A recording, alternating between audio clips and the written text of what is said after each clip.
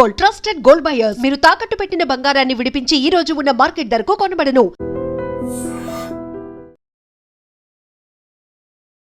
నమస్తే, welcome to I dream talking point with కవిత.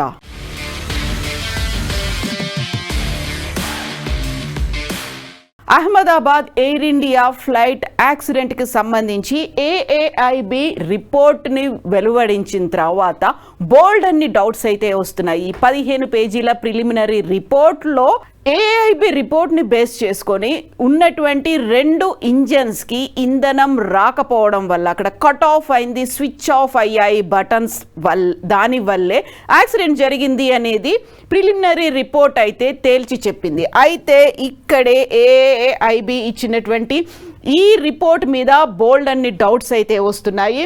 ఇక్కడ మనకు కనిపిస్తున్నటువంటి ఈ 2 బటన్స్కి సంబంధించే ఇప్పుడు చర్చ అంతా కొనసాగుతోంది. యాక్చువల్గా ఎందుకు ఆఫ్ చేశావు అని అందులో కాక్పిట్లో ఉన్నటువంటి ఒక పైలట్ ఇంకొక పైలట్ని అడిగితే నేను ఆఫ్ చేయలేదు అని చెప్పడం, అది మాత్రమే రికార్డ్ అయింది అనేది.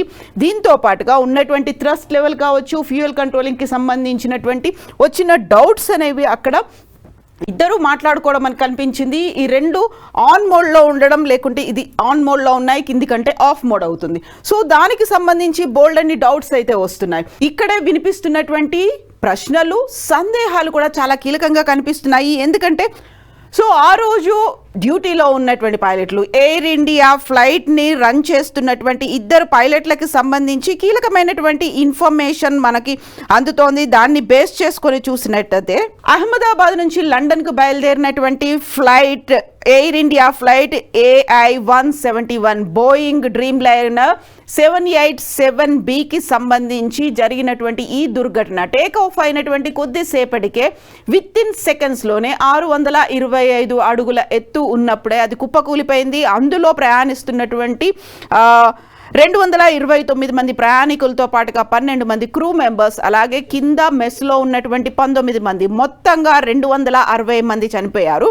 ఇక్కడ పైలట్లకి సంబంధించి యాక్చువల్గా ఎవరెవరు ఏ డ్యూటీ చేస్తున్నారు, ఆపరేషన్స్ అన్ని కో పైలట్ చేస్తుంటే కమాండ్ ఇన్ కంట్రోల్ పైలట్ చేస్తున్నారు. ఈ ఇద్దరిలోనూ కూడా ఆ ఇద్దరికి సంబంధించి కెప్టెన్ సుమిత్ సబర్వాల్, ఆయన pilot, co pilot Clive Sundar. ఈ ఇద్దరికి కూడా సుమిత్ సబర్వాల్కి 15,638 ఫ్లయింగ్ అవర్స్ ఎక్స్పీరియన్స్ ఉంటే క్లైవ్ సుందర్కి 3,400 గంటల ఫ్లయింగ్ అవర్స్ ఎక్స్పీరియన్స్ ఉంది. ఈ ఇద్దరికి మంచి ఎక్స్పీరియన్స్ ఉంది. ఫ్లయింగ్ అవర్స్తో పాటుగా మంచి నైపుణ్యం అనేది ఉన్నప్పటికీ కూడా ఎందుకని జరిగింది అని వివాదం కొనసాగుతూ ఉన్నప్పుడే ఎయిర్లైన్ పైలట్స్ అసోసియేషన్ ALPA కొన్ని సందేహాలని లేవనెత్తింది. ALPA అనేది భారతదేశంలో ఉన్నటువంటి ఏరోప్లేన్ పైలట్లతో పాటుగా హెలికాప్టర్ పైలట్లు ఆల్మోస్ట్ 800 మంది మెంబర్స్గా ఉన్నటువంటి ALPA ఇంటర్నేషనల్గా ఉన్నటువంటి దాంట్లో సభ్యత్వం కలిగి ఉంది. International federation of airline pilots అసోసియేషన్లో మెంబర్గా ఉంది. అందులో 1,00,000 మందికి పైగా, దాదాపు 100 దేశాల నుంచి 1,00,000 మందికి పైగా పైలట్లు అందులో సభ్యులుగా ఉన్నారు. ఇప్పుడు ALPA లేవనెత్తినటువంటి సందేహాన్ని బట్టి చూస్తే మొత్తంగా AIB ఇచ్చినటువంటి రిపోర్ట్ పైలట్, కో పైలట్ తప్పిదం అన్నట్టుగానే కేవలం వాళ్ళిద్దరూ మాట్లాడుకున్నటువంటి అతి చిన్న సంభాషణ మాత్రమే రికార్డ్ అయింది. ఆ తర్వాత ఏం రికార్డ్ అవ్వలేదు అనే దాంతో పాటుగా అందులో అడ్వకేట్లని, లాయర్లని ఎందుకు ఇన్వాల్వ్ చేయలేదు. AIB రిపోర్ట్ అనేది పారదర్శకంగా లేదు, బయాస్డ్గా ఉంది అనే దాంతో పాటుగా పైలట్లని ఎర్రర్ సైడ్ చూపించేట్టుగా ఉంది అనేటువంటి ఒక వాదన ఉంది. బట్ AIB రిపోర్ట్ ఒక ప్రిలిమినరీ రిపోర్ట్ అని చెప్పినప్పటికీ కూడా కంక్లూజన్స్కి ఎందుకు వస్తున్నారు అనేటువంటి వాదన ALPA చేస్తుంది. ఇదే వాదనని ఇంటర్నేషనల్గా ఉన్నటువంటి ఫెడరేషన్ ఆఫ్ ALPA కూడా అదే మాట చెప్తోంది. ఆల్మోస్ట్ ఇంత ఫ్లయింగ్ అవర్స్ ఎక్స్పీరియన్స్ ఉన్నప్పుడు ఇది ఎందుకు జరిగింది, అక్కడ తప్పిదాన్ని కేవలం వాళ్ళకి అంటగట్టే ప్రయత్నం చేస్తున్నారు. అటు బోయింగ్ డ్రీమ్ లైనర్లతో పాటుగా ఇవన్నీ 1,000 కోట్లు 100 కోట్ల బిజినెస్ ఉన్నటువంటి దాంట్లో PR స్టంట్స్ ఏమైనా జరిగాయా, వీళ్ళిద్దరిని మాత్రమే బ్లేమ్ చేయడం, ఒక బ్లేమ్ గేమ్ స్టార్ట్ అయిందా అనేటువంటి వాదనలు కూడా వినిపిస్తున్నాయి. ఎట్ ద సేమ్ టైం ఇక్కడే వినిపించేటువంటి రెండవ సందేహం, రెండవ ప్రశ్న, ఈ ఎయిర్ ఇండియా ఫ్లైట్కి సంబంధించి ర్యాట్ అనేది ఇన్ ఎక్స్టెండెడ్ పొజిషన్ యాక్చువల్గా వాట్ ఈజ్ ర్యాట్? ఇది సీక్రెట్ వెపన్గా భావిస్తూ ఉంటారు. మోస్ట్ అడ్వాన్స్డ్ జెట్ ఫ్లైట్లలో ఈ ర్యాట్ అనేది ఉంటుంది. ఈ ఎయిర్ ఇండియా ఫ్లైట్కి సంబంధించి చూస్తే తను ఫ్లై చేస్తున్న టైంలో ఏదైనా టెక్నికల్ ఇష్యూ వచ్చింది, ఎమర్జెన్సీ అవసరం ఉంది అనుకున్నప్పుడు ర్యాట్ అనేది ఓపెన్ అవుతుంది. సో ఇక్కడ మనకు చూస్తే ఇక్కడ ర్యాట్ ఓపెన్ అయినటువంటి కండిషన్ కనిపిస్తోంది. అదే మనం క్లోజ్లో చూస్తే ర్యాట్ అనేది ఓపెన్ అయి ఉంది. అలాంటప్పుడు ఎందుకు ప్రమాదం సంభవించింది? ర్యాట్ అంటే ర్యామ్ ఎయిర్ టర్బైన్ అనేది చెప్తూ ఉంటారు. ఇక్కడ మనకు కనిపిస్తున్నటువంటి ఈ విజువల్ని బేస్ చేసుకొని చూసినప్పుడు సో ఇక్కడ చాలా మనకి కింద కనిపిస్తున్నటువంటి చిన్న వింగ్స్తో కనిపిస్తోంది ఇది ర్యాట్ అనేది. దీన్ని సీక్రెట్ వెపన్గా చెప్తూ ఉంటారు. ఒకవేళ ఎమర్జెన్సీ కండిషన్ ఏదైనా వచ్చింది, ఇప్పుడు అహ్మదాబాద్ ఎయిర్ ఇండియా ఫ్లైట్కి సంబంధించి అక్కడ 2 ఇంజన్లు ఫెయిల్ అయిపోయాయి, ఇంకా దాన్ని కంట్రోల్డ్గా ఇయ్యలేకపోతున్నారు అనుకున్నప్పుడు సడన్గా ఇది ఆటోమేటిక్గా దానంతట అదే ఎజెక్ట్ అయ్యి బయటకు వస్తుంది. దాంట్లో ఉన్నటువంటి విండ్ పవర్తో, అక్కడ హైడ్రాలిక్ విండ్ పవర్ అనేది ఉంటుంది, ఇన్కమింగ్గా ఉన్నటువంటి హైడ్రాలిక్ విండ్ పవర్తో కొన్ని ఇంజన్లను అయితే ఆన్ చేయలేదు, కాకపోతే హైడ్రాలిక్ విండ్ పవర్, ఈ ర్యాట్లో ఉన్నటువంటి విండ్ పవర్ దానికి వైటల్ ఎలిమెంట్స్ అనేవి ఏరోప్లేన్కి సంబంధించి ఏవైతే ఉంటాయో వాటిని ఆపరేట్ చేయడానికి యూస్ అవుతుంది. సో ఈ ర్యాట్ అనేది అవసరమైనటువంటి హైడ్రాలిక్ పవర్ని జనరేట్ చేస్తుంది, ఎలక్ట్రిక్ పవర్ని కూడా యూస్ చేసుకోవడానికి ఉపయోగపడుతుంది. అట్ ద సేమ్ టైం ఫ్లైట్కి సంబంధించి ఈ వైటల్ ఎలిమెంట్స్ ఏవైతే ఉన్నాయో బేసిక్ కంట్రోల్స్తో పాటుగా కీ ఇన్స్ట్రుమెంట్స్ అండ్ కమ్యూనికేషన్కి సంబంధించినటువంటి అవసరమైనటువంటి హెల్ప్ని ఈ ర్యాట్ అనేది చేస్తుంది. సో మనకి ఇక్కడ ఎయిర్ ఇండియా ఫ్లైట్కి సంబంధించి ర్యాట్ అనేది అయితే ఓపెన్ అయ్యి ఉంది. ఇక్కడ ర్యాట్ ఎజెక్ట్ అయింది, తన పని తాను చేసుకుంటూ వెళ్ళింది. అంటే ఏఐబి రిపోర్ట్ కూడా చెప్తున్న దాన్ని బట్టి చూస్తే కరెక్ట్గా 2 ఇంజన్లు ఆఫ్ అయిపోయాయి. వితిన్ ఏ సెకండ్లో, ఒకే ఒక్క సెకండ్లో ఒక ఇంజన్ మళ్ళీ రీలోడ్ అవ్వడం స్టార్ట్ అయిపోయింది. రెండో ఇంజన్ మాత్రం ఆపరేట్ చేయకుండా అలాగే స్విచ్ ఆఫ్లో ఉండిపోయింది. అంటే చేయాల్సినటువంటి పనిని అక్కడ పైలట్లైనా చేసి ఉంటారు, లేకుంటే అవసరమైనటువంటి సహాయ సహకారాలని ర్యాట్ అయినా ఇచ్చి ఉంటుంది. సో ఇక్కడ హైడ్రాలిక్ పవర్తో ఇవి ఆపరేట్ చేస్తూ ఉంటాయి. సో కావలసినటువంటి వైటల్ బేసిక్ నీడ్ ఏదైతే ఉందో అప్పటికప్పుడు కమ్యూనికేషన్ అనేది కూడా మేడే కాల్ ఇవ్వడానికి కూడా ప్రధానమైనటువంటి కారణం ర్యాట్ పనిచేయడం వల్లే.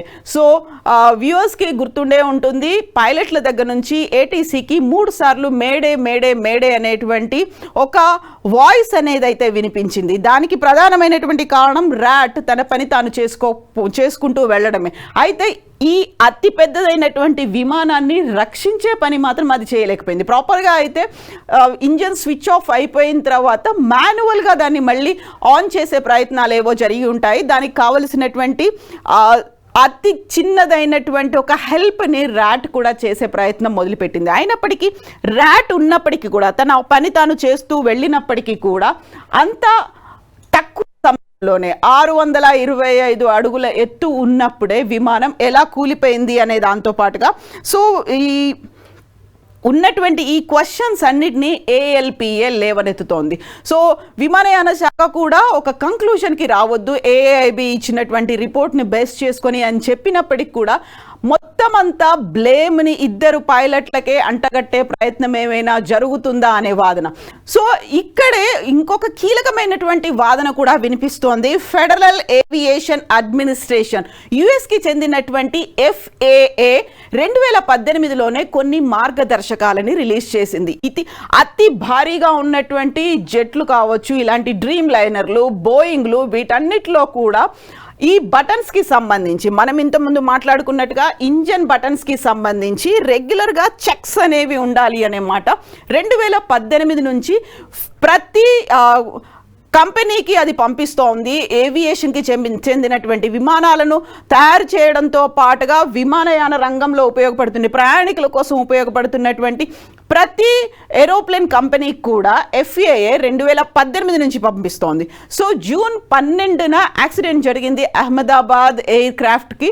అక్కడ బయలుదేరినటువంటి కొద్ది సెకండ్స్లోనే ఆల్మోస్ట్ 30 సెకండ్లలోనే ఈ ప్రమాదం జరిగింది. కాబట్టి జూన్ 11న కూడా FAA ఇలాంటి కంటిన్యూస్గా చెక్ చేసుకోవాలి అనే ఒక మెసేజ్ని ప్రతి ఏవియేషన్ ఆర్గనైజేషన్కి పంపిస్తూ వస్తోంది. కాబట్టి ఆ మెసేజ్ ఎయిర్ ఇండియాకు కూడా వచ్చింది, రెగ్యులర్గా మీరు బటన్లని చెక్ చేసుకుంటూ ఉండండి అని. సో ఇప్పుడు ఈ ఫ్లైట్కి సంబంధించి 2019లో కూడా అండ్ 2023లో కూడా ఈ బటన్లని రీప్లేస్ కూడా చేశారు. మాన్యువల్గా దాన్ని చెక్ చేసి చూడడంలో భాగంగా బటన్స్ పాతవైపోయాయి అనే ఉద్దేశంతో ఇంజన్స్కి సంబంధించినటువంటి ఈ 2 బటన్లని 2019లో 2023లో కూడా చేంజ్ చేసినప్పటికీ FAA ఇచ్చినటువంటి ఆ కాషన్ని, FAA చెప్పినటువంటి ఒక సజెషన్ని ఎయిర్ ఇండియా పాటించలేదు. ఎందుకంటే అది మ్యాండేటరీ కాదు అనేటువంటి ఒక భావన, మీరు రెగ్యులర్గా చెక్ చేయాలి అనే మాట ఒక చెప్పినప్పటికి కూడా ఎయిర్ ఇండియా దాన్ని ఫాలో అవ్వలేదు. ఒకవేళ అదే కనుక అయ్యి ఉంటే, ఎందుకంటే జూన్ 11నే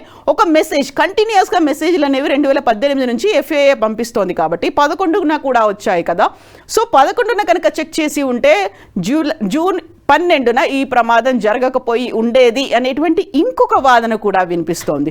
సో అక్కడ అలసత్వం కనిపించిందా, నిర్లక్ష్యం ఉందా, లేకపోతే ఏదైనా ఒత్తిడికి లోనవుతున్నారా? ఎందుకంటే బోయింగ్ అనేది ప్రపంచవ్యాప్తంగా అన్ని దేశాల్లోనూ తన ఎయిర్ క్రాఫ్ట్లని ఉంచింది. At the same time dream liner కంపెనీలు, బోయింగ్లు, ఎయిర్ ఇండియాలు, వీటన్నిటి కూడా టర్న్ ఓవర్స్ కూడా చాలా లక్షలు వేల కోట్లల్లోనే ఉంటాయి. కాబట్టి బ్లేమ్ గేమ్ని ఇద్దరు పైలట్ల మీదనే వేసే ఉద్దేశం ఏదైనా కనిపిస్తుందా? ఇవే అనుమానాలు వ్యక్తం అవుతున్నాయి. సో ర్యాట్ కూడా తన వర్క్ తను చేసుకుంటూ వెళ్ళింది. అది ఎందుకు తన పని తను చేసినప్పటికి కూడా అంత కెపాసిటీతో ఇన్ని టన్నుల విమానాన్ని ఆపలేకపోయిందా, లేకుంటే సరైనటువంటి కమ్యూనికేషన్ని ATC తీసుకోలేదా? ఇవన్నీ డౌట్స్తో పాటుగా పైలట్ల కంటగట్టే ప్రయత్నం చేస్తున్నారా, లేకుంటే FAA ఇచ్చినటువంటి మాన్యువల్ ఏదైతే ఉందో, తన గైడ్ లైన్స్ ఏదైతే ఉందో ఫాలో అవ్వలేదా?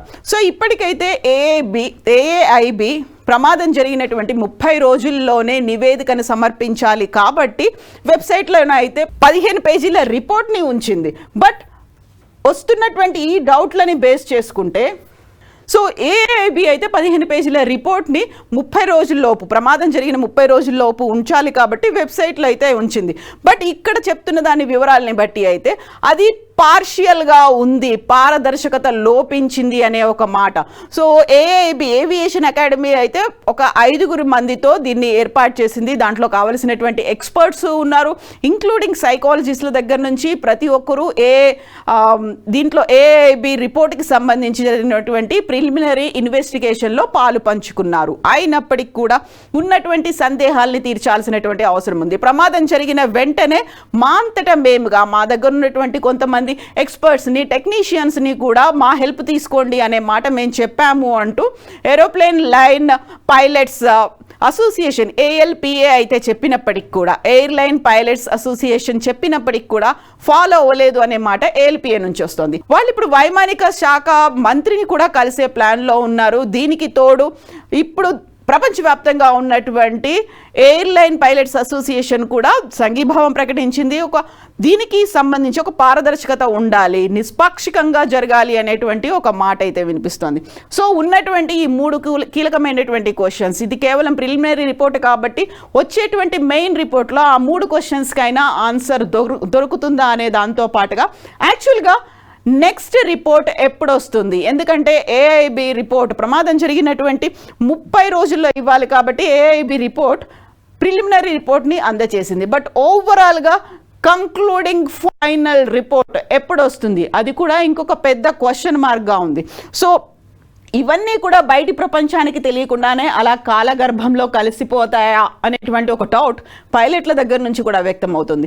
వీటన్నిటికీ కూడా ఒక ఆన్సరబుల్గా ఉండాల్సినటువంటి రిపోర్ట్ అయితే రావాల్సినటువంటి అవసరం ఉంది. అందరూ స్టేక్ హోల్డర్లని ఇన్వాల్వ్ చేసి రిపోర్ట్ని అతి తొందరగా బయట పెట్టాల్సినటువంటి అవసరం అయితే ఉంది అనేది ఇటు పైలట్ల దగ్గర నుంచి అటు అకాడమీల దగ్గర నుంచి వస్తున్నటువంటి ఏకైక అభిప్రాయం. నిజంగా ప్రస్తుతం ఉన్నటువంటి సమాజం దేనికి ప్రయారిటీ ఇస్తుంది? ఆర్థిక సంబంధాల చుట్టూ మాత్రమే తిరుగుతుంది. మళ్ళీ ఎన్నికలంగానే చాలా విరక్తి కలుగుతాం. మంచి అనిపిస్తుంది కదా, లేడీస్ కూడా ఛాలెంజింగ్ జాబ్స్ చేసినప్పుడు చాలా బాగుంటది. ట్రాఫిక్ అసిస్టెంట్స్ గా నియమించిన ట్రాన్స్జెండర్స్ అందరితో సాల్యూట్ చేయించుకుంటున్నారు. ఫుడ్ డెలివరీ ఇవ్వటానికి వెళ్ళినటువంటి డెలివరీ బాయ్ అనిల్ పై కళ్ళ ముందు పెళ్ళండి